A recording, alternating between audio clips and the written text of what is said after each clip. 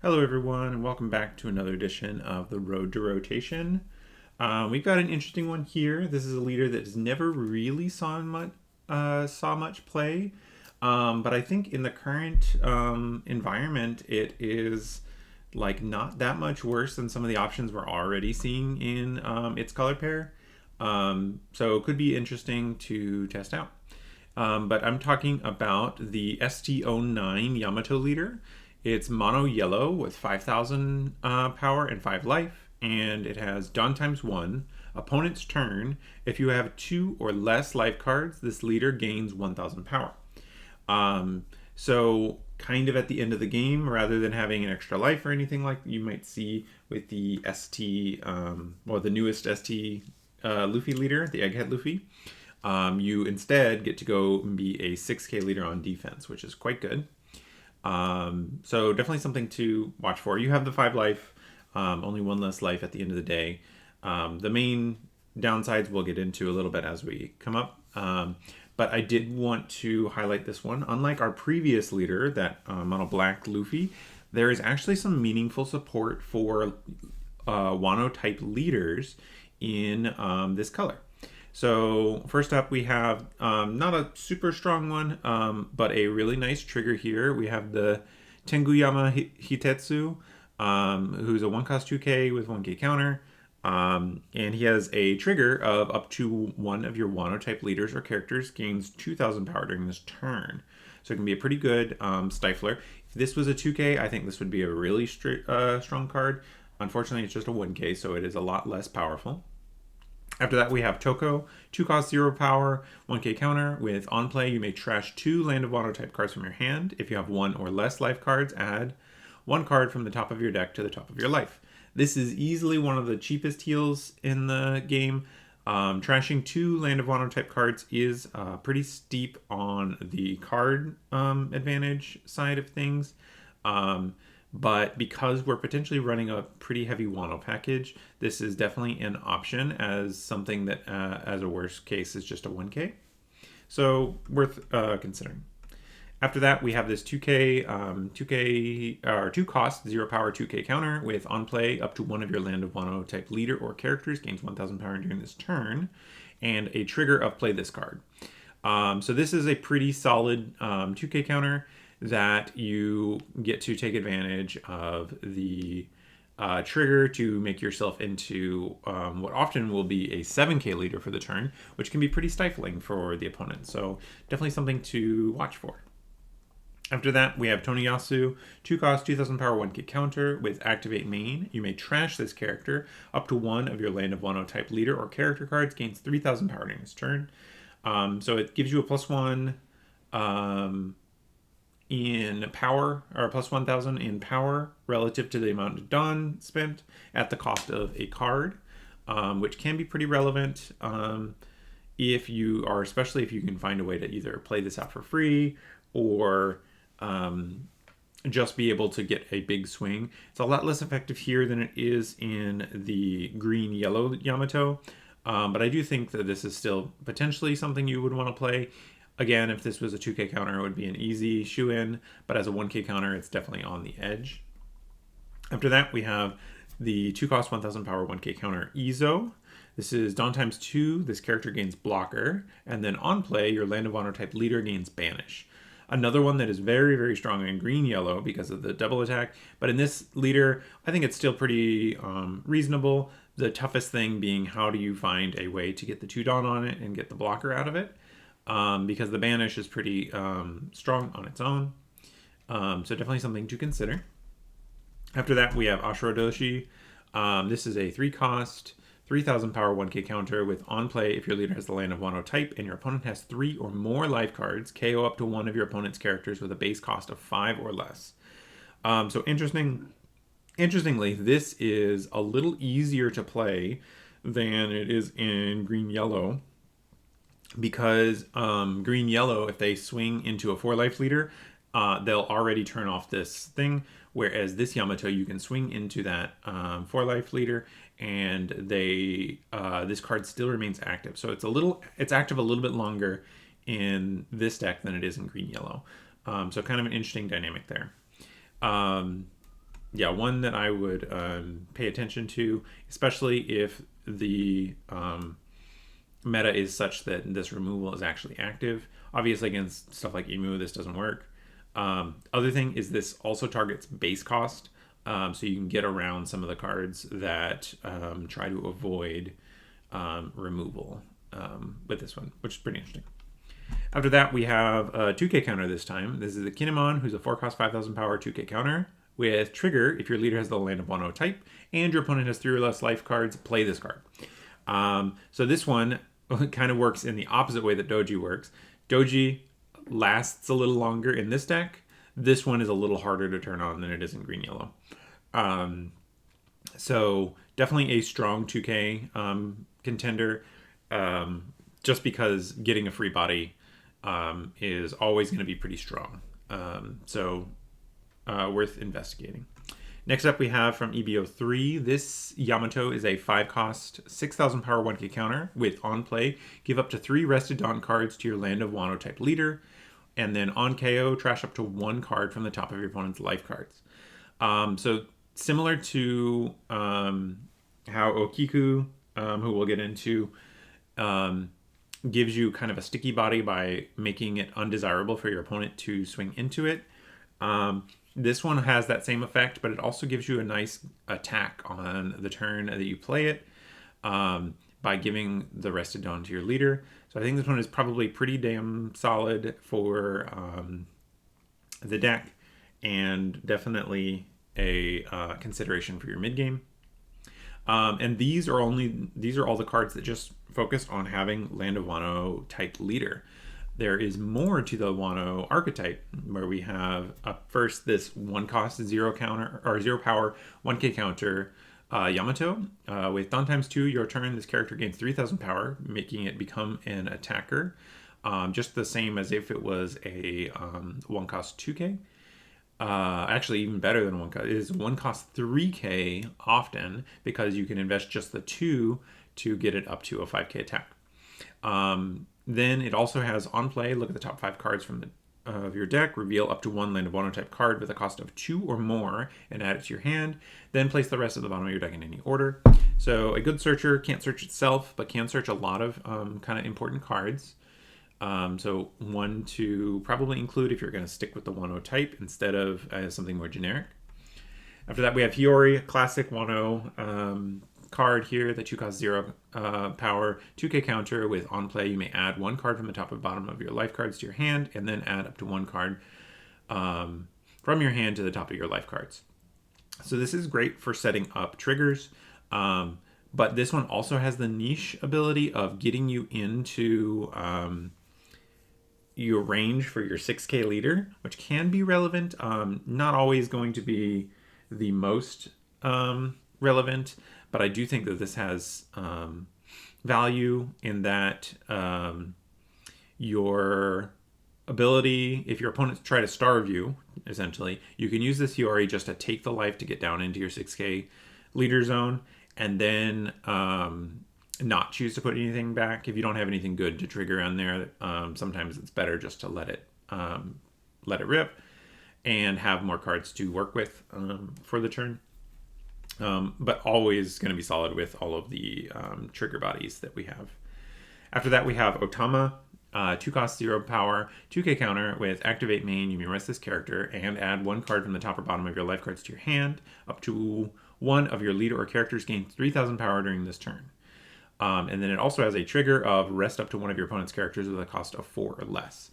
This is very good in this deck, allowing you to get your life total lower for the purposes of turning on your leader ability, while also giving you a plus 1K attack to your attack for the turn. And it represents a threat that your opponents must answer. Because if you are able to do this multiple turns in a row, you're getting a ton of value out of it. The second one is really strong. At the second time you activate it, it's very, very strong. because you aren't investing the 2 Dawn into it, so you get all of that as well. After that, we have Kikunojo, pretty classic trigger body, 4 cost, 6,000 power, no counter. With on KO, if your opponent has 3 or less life cards, add up to 1 card from the top of your deck to the top of your life cards. And then a trigger, if your opponent has 3 or less life cards, play this card. Quite solid. I think almost any deck that wants to run triggers will run Kikunojo. Moving on to something a little more Wano specific is the 5 cost, 6,000 power Momonosuke with no counter and blocker, and then his on play is add up to 1 of your Land of Wano type characters other than Kozuki Momonosuke to the top or bottom of the owner's life cards face up.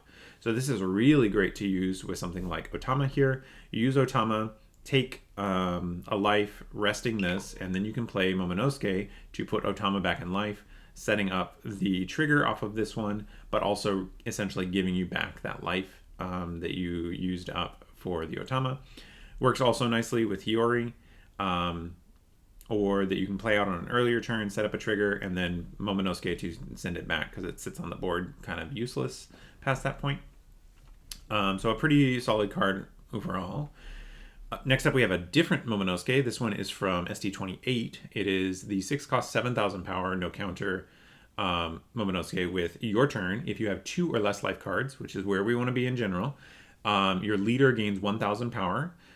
So this essentially turns your leader ability on both players' turns rather than on just your turn. And then activate main once per turn. You may return 2 total of your currently given Dawn to your cost area rested. This character gains rush and plus 1,000 power during this turn.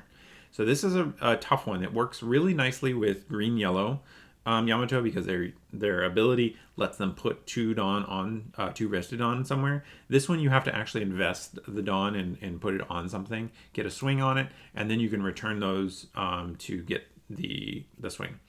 A little bit awkward. The leader wants a 1 Dawn attached, so you end up in a spot where you can't really pull that one back off because you want to hold on to that. But I do think this one is probably pretty solid as your kind of middle bleeding into late game card if you're really sticking hard to the Land of Wano type. It also works nicely with, what was I going to say? It works really nicely with just having rush. That's sometimes a really important thing to have in yellow decks, especially ones that don't have unblockable events like the new Egghead Luffy. So rush can be really important when you don't have access to unblockable. After that, we have the 9 cost Yamato. This one's from OP04. It is a 9 cost, 9,000 power, no counter with on play, KO up to 1 of your opponent's characters with a cost equal or less than the total of your and your opponent's life cards. Then, if you have 1 or less life cards, add up to 1 card from the top of your deck to the top of your life cards. So this one is perfect on Tendon. This is like the perfect kind of top end that really works well with your leader. You get to KO something if we're in a meta where KOs actually still work. You get to gain a life. Going to exactly 2 life usually, or 1 or 2 life where your leader ability is still active, and you have 1 Dawn left to put on leader to make that swing effective. So a lot to like about this one. Unfortunately, if the KO was more consistent and worked in more situations, I think it would be stronger. But it's really nice that this leader this character when it lines up is kind of perfect for what your leader wants to do. After that, we have some events in Land of Wano. We have first the 1 cost Gun Madoki, which has main. You may add 1 card from the top or bottom of your life cards to your hand. Up to 1 of your Land of Wano type characters gains double attack during this turn. So it is important that this is a characters only thing, making it quite a bit more niche than some other things. But especially if you have the opportunity to suit up like this Yamato or Momonosuke or something like that, with this can be really effective at just a single Dawn to do that. And it also can set up your leader ability by giving you that card into your hand for some card advantage. It also has a trigger of up to 1 of your leader or characters gains 1,000 power in this turn, which can be pretty relevant. Going to a 7k leader in the end of the game does really affect some decks. in a way that is hard for them to play around. After that, we have Blaze Slice. This is a pretty solid tech card at dealing with blockers. It is a 1-cost event with main or counter. Up to one of your leader or character cards gains 1,000 power during this turn. Then, if your opponent has 2 or less life cards, rest up to one of your opponent's characters with a cost of 4 or less. So, a lot of things to like. You can go to 7k leader for the turn. You can rest one of their blockers. And you can do that on main or counter, which makes it pretty flexible. It also has a trigger of rest up to one of your opponent's characters with a cost of 4 or less, which is a great trigger. If you don't have room to use it, then you see this in trigger, you can just get the value out of it right away. Final event we have for Land of Wano is the Narikabura Arrow, which is a 1-cost event with counter. If you have 2 or less life cards, give up to one of your opponent's leaders or character cards minus 3,000 power during this turn. This would have been super strong in the meta with Green Zoro, but it's a lot less impactful now. It is still a 1-cost 3k counter, which is really good, especially because our leader is going to be sitting at 6k base. So this does get us all the way up to countering out of a 9, which can be pretty awesome. And then it also has a trigger, which is quite strong, of you may trash 2 cards from your hand, add up to 1 card from the top of your deck to the top of your life cards. Notably, this does not work like how Enel's ability works. You do have to discard the cards to gain the life. You don't get the free pass that you can sometimes get with Enel. But this is a very strong trigger that aligns pretty well with the 0-cost event as just a way of getting out of some lethal situations, especially because your leader will also be a 6k most of the time at the end of the game, meaning that not only does your opponent have to get through 1 more life, that 1 more life is a lot tougher to get through than it might otherwise look. All right, moving on to our final category, I just wanted to go through cards that care about triggers, because I do think as just a generic high life yellow leader, there's a lot of things that are interesting in the trigger categories that we can kind of fit into our deck to kind of get free value with.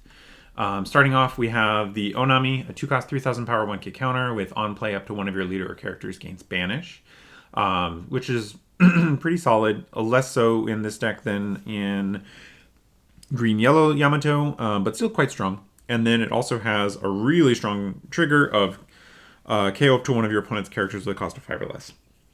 No questions asked, just does it. So especially if you find a deck where you're not expecting a lot of KO protection, this one can be quite solid. After that, we have the classic Veggie 2k counter that blanks an opponent's attack on trigger. We have Jewelry Bonnie, which is a pretty interesting one here. 3-cost 4,000 power 1k counter, Dawn times 1, your turn, once per turn. When a card is removed from your opponent's life cards, draw 2 cards and trash 1. So it's a little card advantage engine that you can use if you have the ability to kind of poke at their life.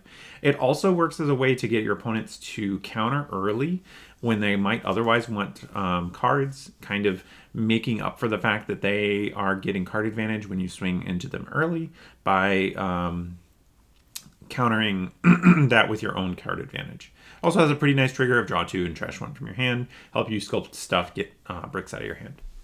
After that, we have a couple cards here that I'll put in the kind of same category. They're just trigger bodies, where you trash a card to play them.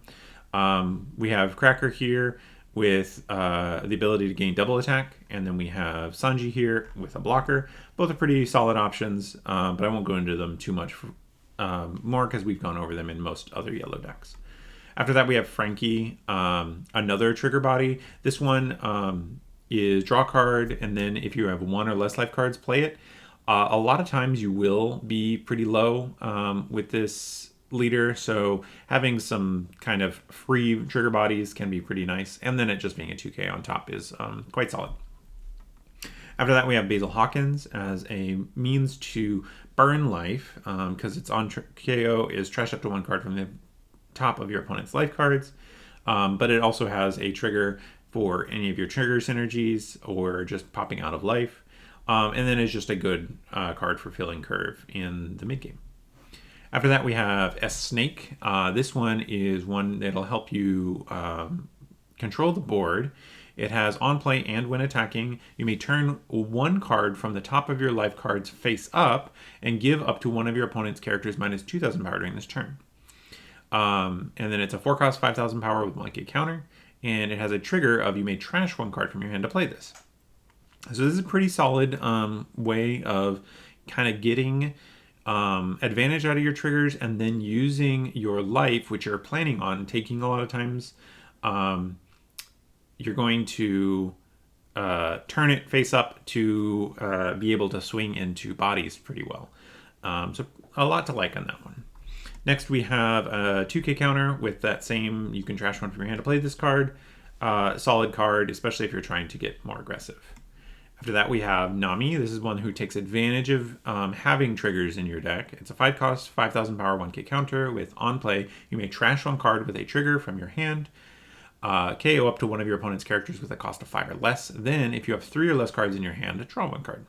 And then it also has a trigger of activate this card's on play ability, which can be quite solid. There will be times where you get this trigger able to clear out a body, which was either going to be an attacker or a blocker or something like that, and really kind of catch your opponent off guard.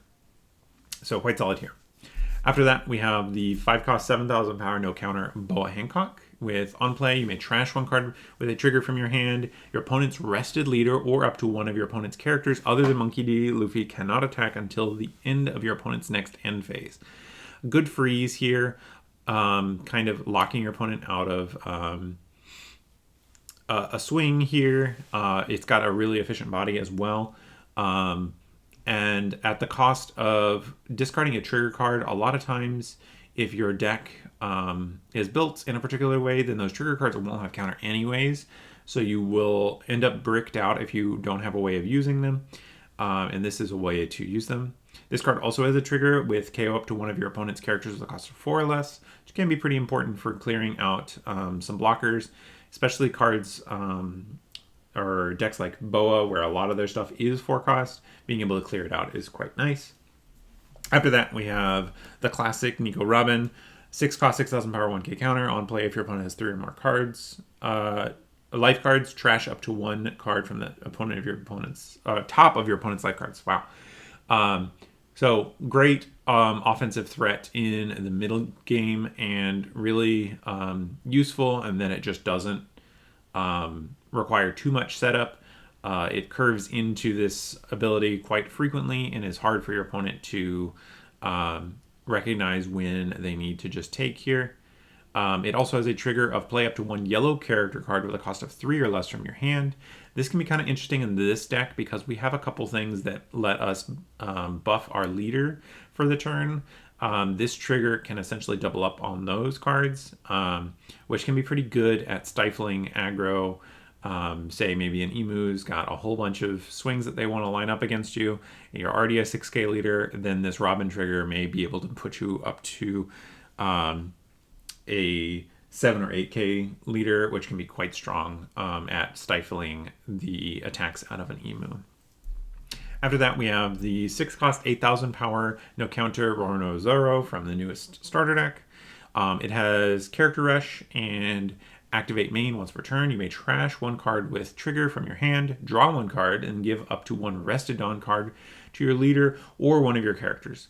I put this one in here both because it uses up triggers that we are probably planning on running quite a few of, and then also our leader needs Dawn attached to have that available. So having this on the board while both being an efficient body who can help swing at board, it also is a way to get your leader ability active while staying fully on curve, which is quite good.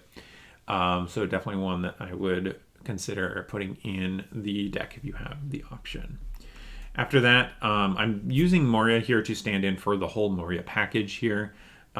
Because you're a 5 life leader who is going to be taking life pretty liberally, the Moria package is not so bad to run. The hardest thing with this leader is going to be getting the initial copies of your Thriller Bark Pirates into the trash, because that will be more difficult than some of the other decks that play the Moria package. So definitely something to keep in consideration. You will have 5 life to abuse the ability a little more than some, but you do not have a good way to discard cards. So it can be kind of a little bit of here, a little bit of there. But that is the cards that I wanted to kind of highlight here for this leader. I'll jump over to the sim now for a deck list. All right, so looking at our deck list, we have, I guess let's just go through the 2Ks first. We have Hiyori and Otama and Kinemon. I think there's probably some variety you could pick with these. I think Otama is probably almost mandatory for the deck. It's very strong in the deck. Hiyori is kind of optional. I think there aren't as many good triggers to stack, so you could probably switch this out with something else. And then I went with Kinemon just as a good value card if you can progress the game that way. Other than that, I have Yamato and Kikunojo. I think both of these are very strong for the deck. Kikunojo just because it's just generally good value. And then this Yamato seems to synergize quite well, being a sticky body that your opponents don't want to deal with. We have Nico Robin and Eustace Kid as kind of life burn. We have our Kumas because it's really tough to be playing a yellow deck without Kumas. You could probably run something else in the slot without too much difficulty, but the fact that it has a 1k counter means that this is just so good in the deck. Other Wano cards I'm running, the Wano Searcher and the Momonosuke. So after you've played out your Hioris or tapped your Otamas and stuff like that, you can use Momonosuke to put them back in life to get that heal later. And then the last one I wanted to run is this Zoro here, just because giving your leader the Rested Dawn can be really helpful, and you have enough cards that don't really, like if you get extra Kikunojos, or you have maybe some Flame Splits, or you're the one who should disappears at the wrong time, you can get rid of them to keep digging. I do think that this list probably... just looking at it, is maybe just a touch too heavy on events. I should probably shave some of these zero cost events or the Narikabura arrows, or maybe even both, and just go down a little bit and include some cards that have trigger and are 1k counters. The tough thing is the Hiyori, Yamato, Momonosuke, Kuma, Kid, none of these have trigger, so the card that I would like to be able to add is Nami, but I think that there's definitely a limit to when you can add the Nami, just you need a certain number of triggers. But this is what I came up with kind of first draft. There's a couple cards that I think are really important, like the Otama and this Yamato, but a lot of this other stuff is flexible yellow stuff. I did want to lean into the Wano type leader a little bit, and so here we go. Moving on to next week, preview for next week, we will be finally moving into OPO4. The first leader in OPO4 we'll be looking at is Vivi. This is definitely one of my favorite leaders. I haven't gotten a chance to play it in a long time because it was never super strong, and I never found a way to kind of make the games enjoyable. But especially with the context of the new Vivi leader coming out soon, I'll see if there's anything new that might work for that old Vivi, and see what that looks like. So I hope you guys are looking forward to that kickoff for OPO4 for the series, and then I will see you guys then. Have a good one. Bye.